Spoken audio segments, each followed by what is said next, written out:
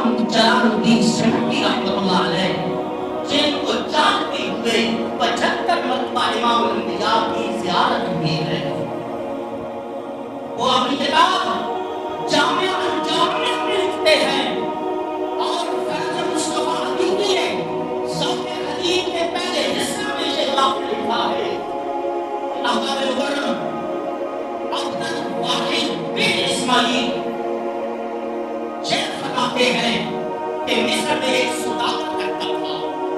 میں ان لوگوں کو بتا رہا ہوں جو اپنے گھر میں امام الانبیاء کی نام سے میراث سے رکھتے ہیں، تو ہمارے گھر کو گھر میں نہیں سلاتے، مسجد میں اپنا حصہ ڈال دیتے ہیں، تو ہمارے گھر ان کو بتا رہا ہوں اس کا فائدہ کیا ہے۔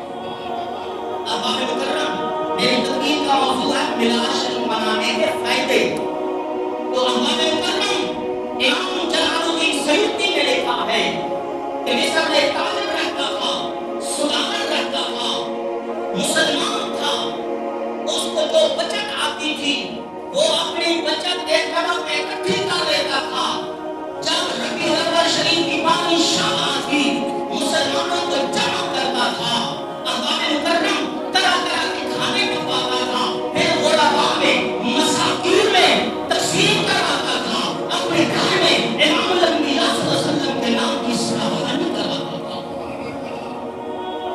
تو احباب مکرم اس کے پڑوس میں ایک یہودی کا گھر تھا، اس کے پڑوس میں ایک یہودی کا گھر تھا۔ احباب مکرم ایک سال ایسا آیا کہ اس عاشق مصطفیٰ نے اپنے گھر میں رسول اللہ صلی اللہ علیہ وسلم کے میلاد کی محفل سجائی، لوگوں نے لنگر تقسیم کیا۔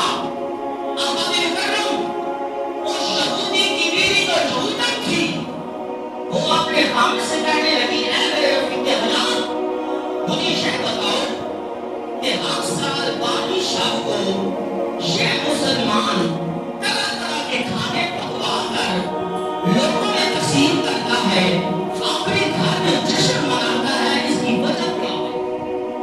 اس یہودن کا خامد یہودی کہنے لگا کہ یہ مسلمان ہے، بانی شب پر اس کے نبی محمد مصطفیٰ کی ولادت ہوئی ہے، یہ اپنے نبی کی خوشی میں میلاد کرتا ہے۔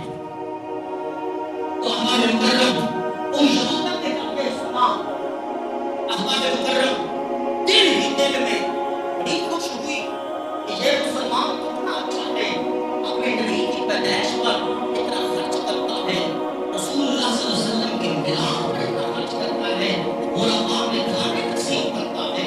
احباب مکرم وہ یہودن جب رات کے وقت اپنے بستر پر لیٹنے لگی تو رسول اللہ کو یاد کرنے لگ گئی،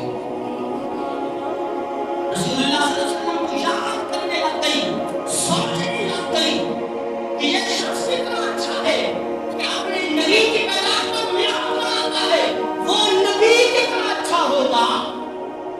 احباب مکرم وہ یہ کہتے کہتے سو گئی، میں سو جاؤں شاہ مصطفیٰ کہتے کہتے، کھلے عام سندے علم کہتے کہتے، وہ یہودن سو گئی، آنکھ سو گئی، دل جاگ گیا، مقدر جاگ گئے۔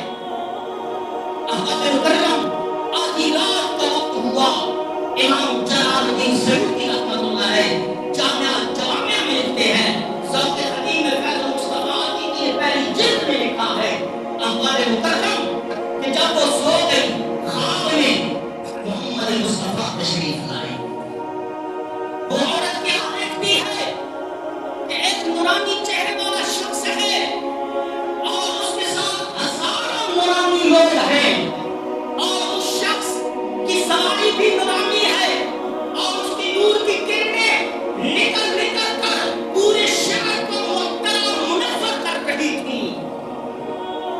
وہ یہودہ کیا دیکھتی ہے کہ یہ شخص بشر نہیں، کوئی نور نظر آتا ہے، ساتھ بھی اتنے نوری ہے۔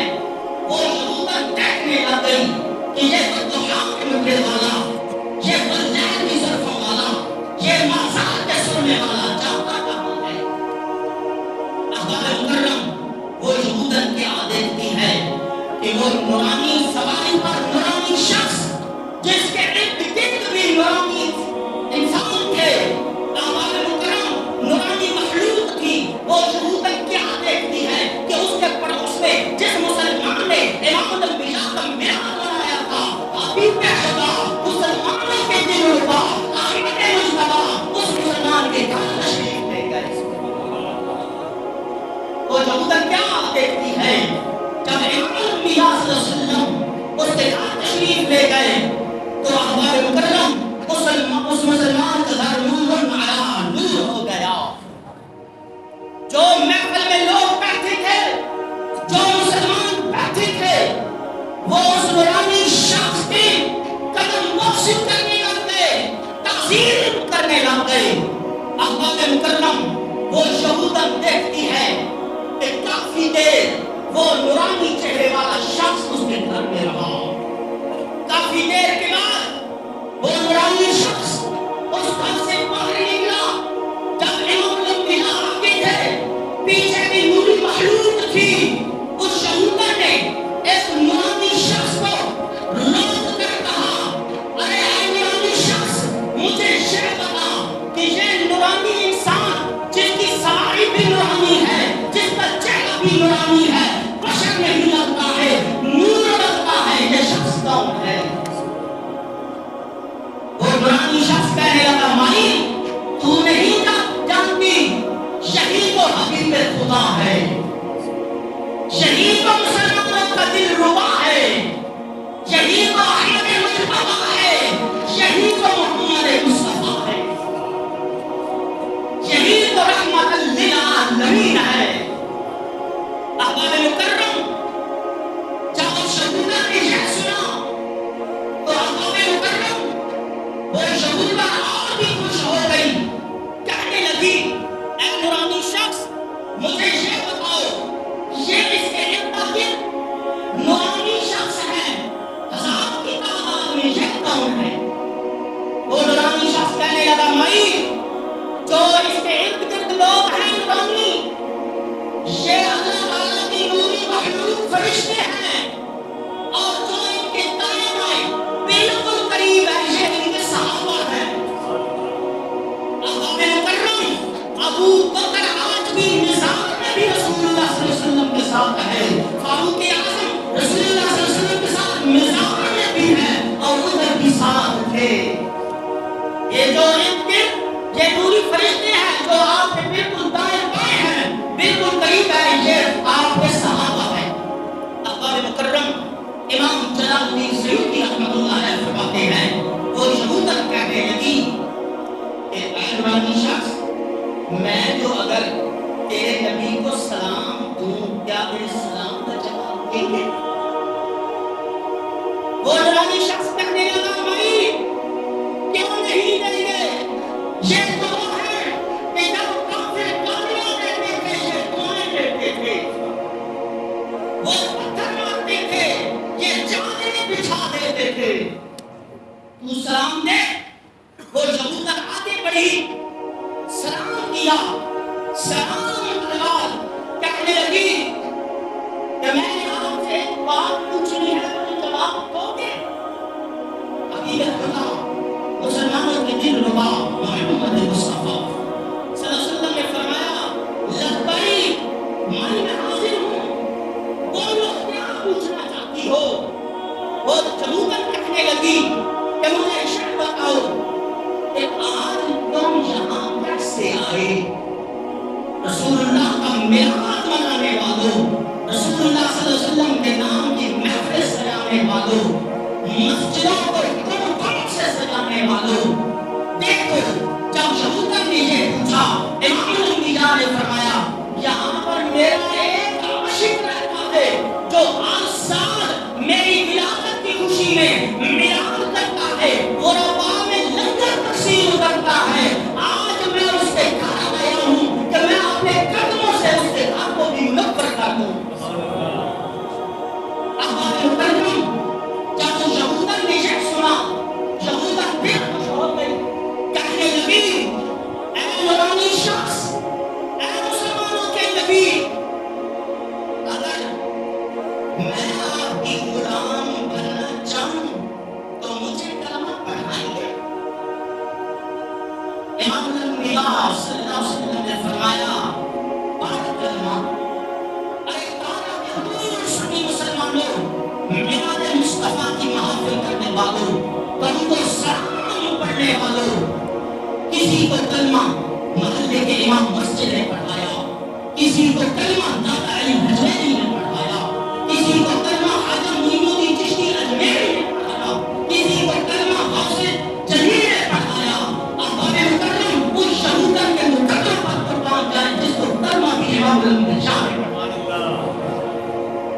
رسول اللہ صلی اللہ علیہ وسلم نے کلمہ پڑھایا، مسلمان ہو گئی۔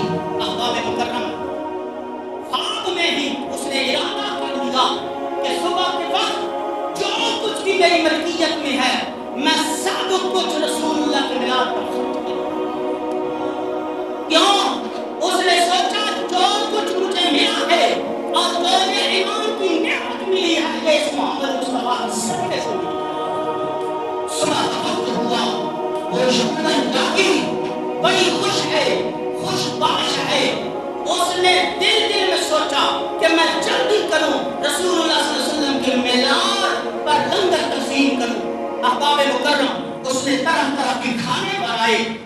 احباب مکرم اس کا حامد جب گھر آیا وہ یہودی تھا، وہ کہنے لگا اے میرے رفیق حیات مجھے یہ بتاؤ آج تم بڑی خوش ہو، بڑی خوش باش ہو، حشاش بشاش ہو، وجہ کیا ہے؟ رات رات کی مسرور نہیں کی جب اب تم مسرور اور اتنی خوش ہو، اس وقت خوش ہو۔ وہ کہنے لگی اے میرے رفیق حیات جو منظر میں نے رات کو خواب میں دیکھا ہے خدا کی قسم میں سوچتی ہوں کہ وہ منظر کبھی میری آنکھوں سے ہٹے ہی نہیں۔ اگر مکرم اس یہودن نے سارا حال دیا اپنے حامل کو بتایا، جب اس نے بتا دیا تو حامل